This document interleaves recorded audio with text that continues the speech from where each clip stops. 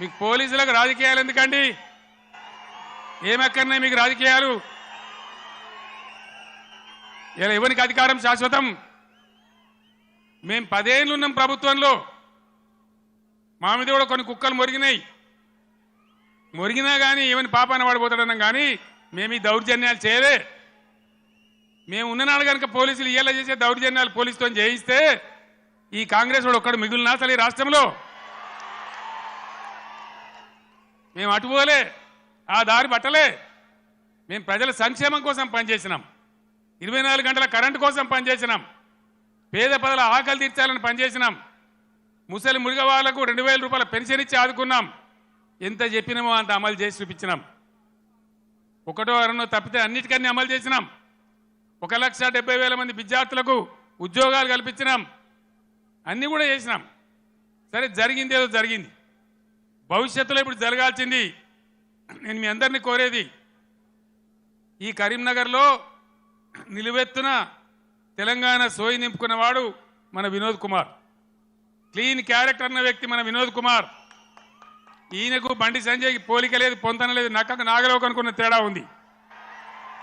ఈ విషయాలు గమనించి ఎవరు ఉంటే బాగుంటుంది అనేది మీరు నిర్ణయించి దయచేసి వినోద్ కుమార్ గారిని గెలిపించాలి అని నేను కోరుతా ఉన్నా. ఎవరన్నా ఈరోజు కాంగ్రెస్ వాడు కానీ బీజేపీ వాడు కానీ గుండెల నిండా జై తెలంగాణ అంటాడా?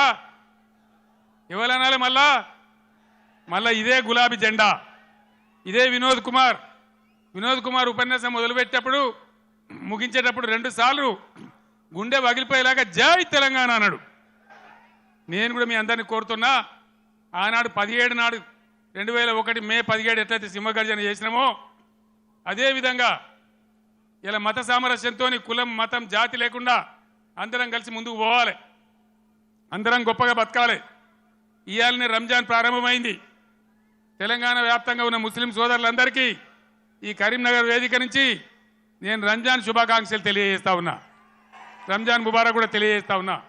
అందరం కలిసి తెలంగాణ జాతి యావత్తు ఏకతాటిపై నిలిచి కుల మతాలకు అతీతంగా అందరం బాగుపడే కోసం మళ్ళా ఈ గులాబీ జెండా ఉంటేనే తెలంగాణకు రక్ష. కాబట్టి ఈ పార్లమెంట్ ఎన్నికల్లో అన్ని స్థానాలలో కూడా మనం ముందుకు దూసుకొని పోవాలి. కార్యకర్తలకు నాయకులకు నా మనవి, పవర్ బ్రోకర్ గాళ్ళు ఎప్పుడూ ఉంటారు, కొన్ని బేవార్స్ ఛానళ్ళు ఎప్పుడూ ఉంటాయి. బీఆర్ఎస్ పుట్టినాడే అన్నారు ఇది మక్కల పుట్టింది పుబ్బల పోతుందని. పుబ్బల పోలే మీ ఈపులే పలిగినాయి బిడ్డ, ఎక్కడి దాకా మిమ్మల్ని ధర్మమ్మ మీకు తెలుసు. తెలంగాణ ఉన్ననాడు ఉండేదాకా బీఆర్ఎస్ భూమి ఆకాశం ఉన్నన్ని రోజులు ఈ గులాబీ జెండా ఉంటుంది, ఇది ఖాయమని చెప్పి నేను మనవి చేస్తా ఉన్నా. అక్కడనో ఇక్కడనో కూడా తలమాంచ కూడా ఒకడో ఇద్దరు పోతే కొన్ని బేవార్స్ ఛానళ్ళు ఇక బీఆర్ఎస్ కథమైపోయిందని మాట్లాడుతూ ఉన్నారు.